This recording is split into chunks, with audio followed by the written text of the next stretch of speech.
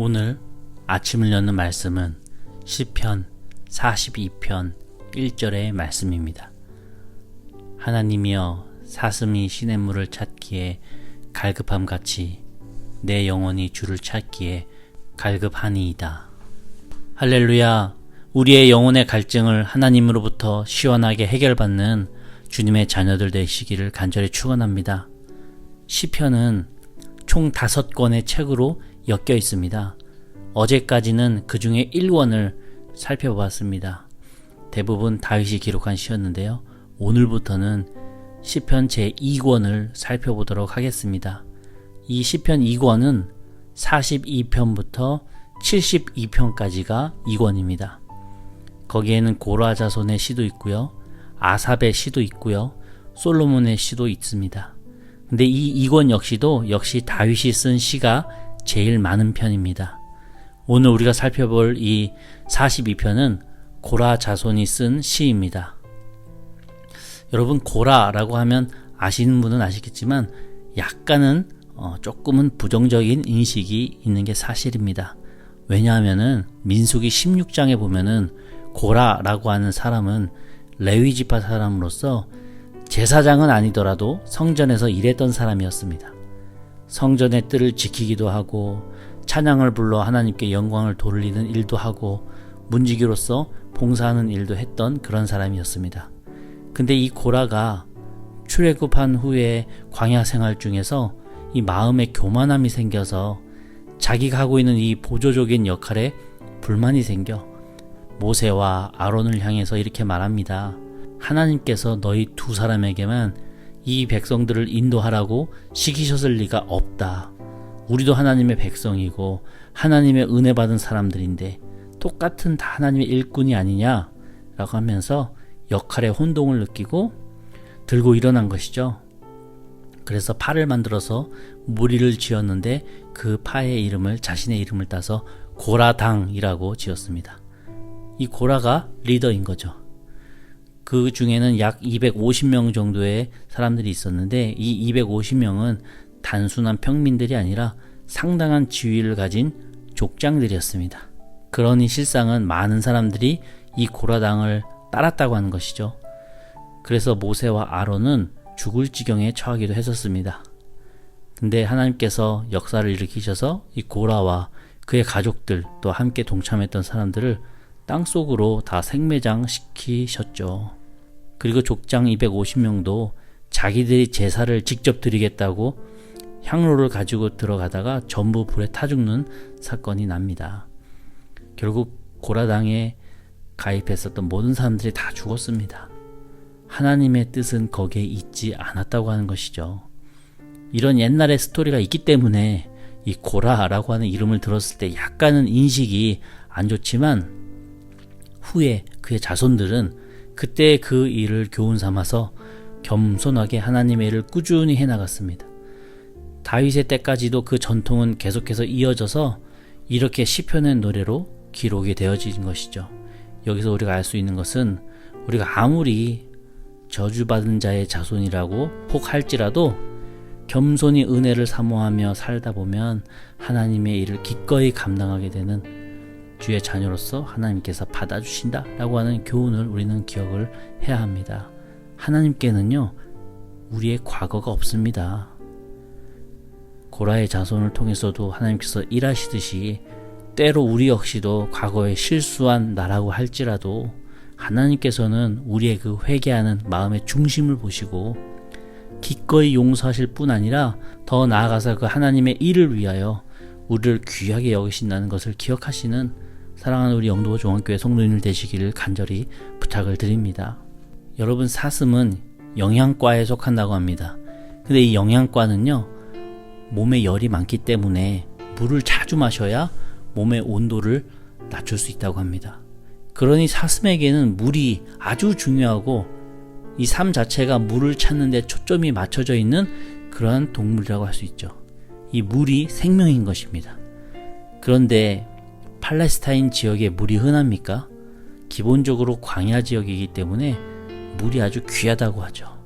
그 귀한 물 한 방울에 행복하고 기쁜 것이 사슴입니다.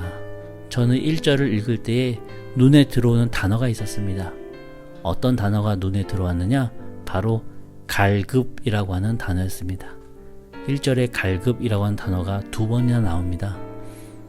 이 시편을 쓴 고라 자손은 들판을 다니다가 한 모금 물을 얻지 못해 비참하게 쓰러져 죽어가는 수많은 사슴들을 실제로 목격했던 사람들인 거예요.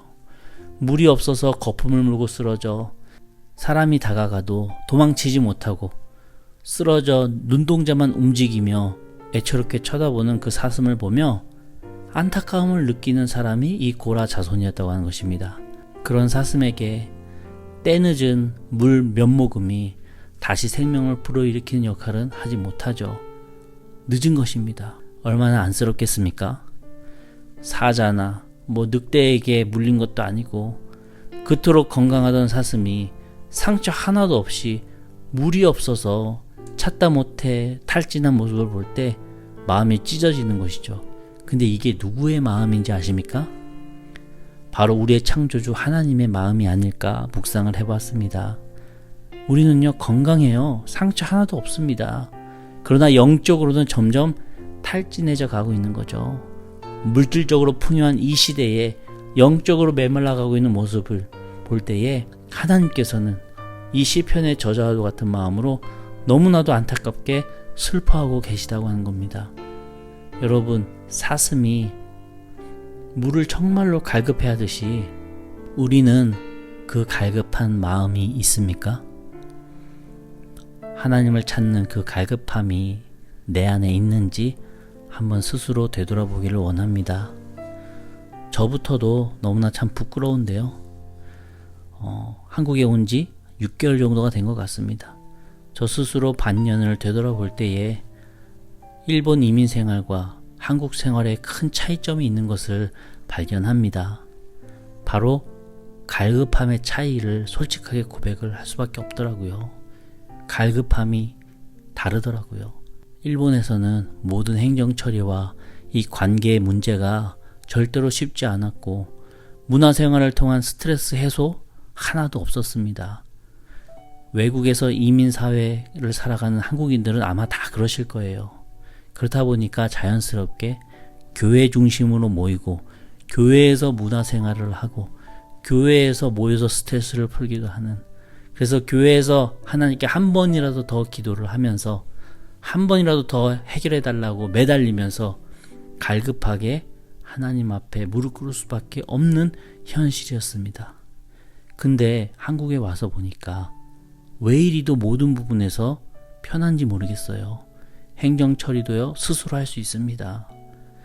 사람들의 도움을 딱히 빌리지 않아도 스트레스를 해소할 수 있는 많은 방법들이, 너무나도 많은 방법들이 이 세상에 한국에 많이 있어요.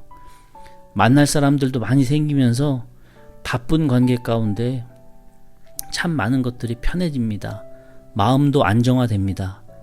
모든 게 좋아진 것 같아요. 근데 문제가 있습니다.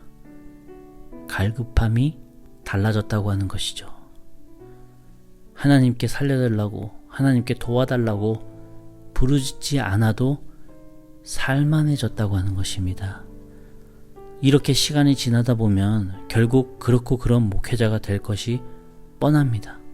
그래서 사모님과 서로 기도하며 다시 갈급함을 위해서 우리가 하나하나 영적 습관을 만들고 지켜나가자고 결심을 하고, 그 지켜나가는 습관이 그저 말로만, 구호로만 끝내는 것이 아니라 실천으로 실제 구체화하기로 이야기를 나누고 있습니다.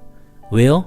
그냥 눈 딱 감고 적당히 살면, 그냥 몇 번만 그렇게 하면 나 스스로 마음에 불편함 없이 편하게 살 수 있는데 왜 애써 그렇게 갈급해야 될까요? 왜냐하면요, 갈급함이 사라진 목회자에게는요, 하나님의 회초리가 기다리고 있다는 것을 너무나도 뼈저린 경험을 통해서 알고 있기 때문입니다. 10절에 나와 있는 것처럼 내 뼈를 찌르는 칼같이 내 대적이 나를 비방하여 늘 내게 말하기를 내 하나님이 어디 있느냐 하도다. 이런 뼈를 찌르는 듯한 아픔이 온다는 것을 너무나도 잘 알고 있기 때문입니다.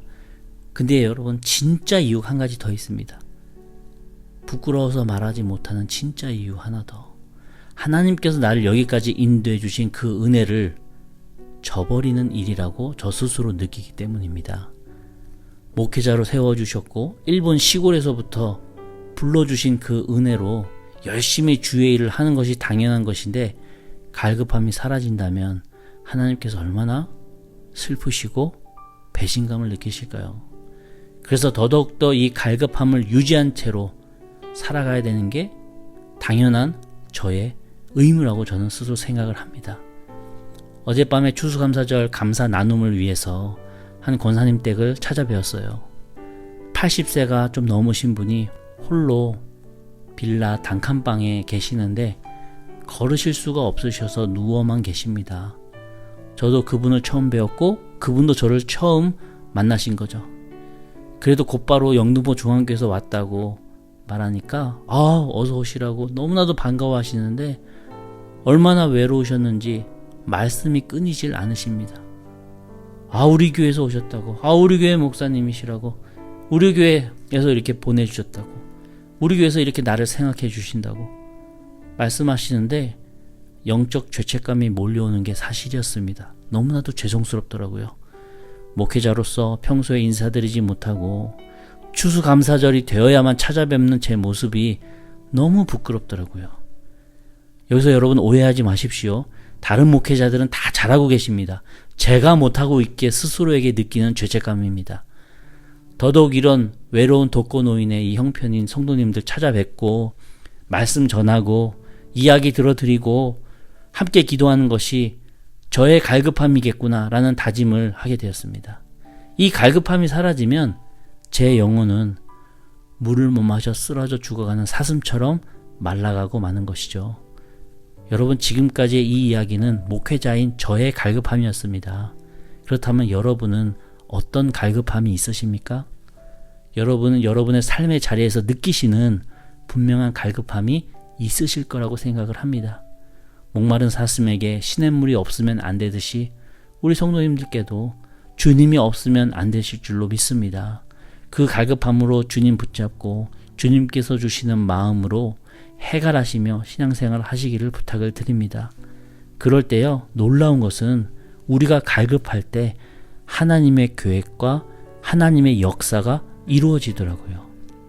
내 갈증을 위해서 내가 하나님 붙잡고 내 해갈을 위해서 하나님께 매달릴 때에 하나님께서 내 갈증을 해결해 주시며 채워주실 뿐만 아니라 동시에 하나님의 뜻을 이루어 가시더라 라고 하는 것입니다.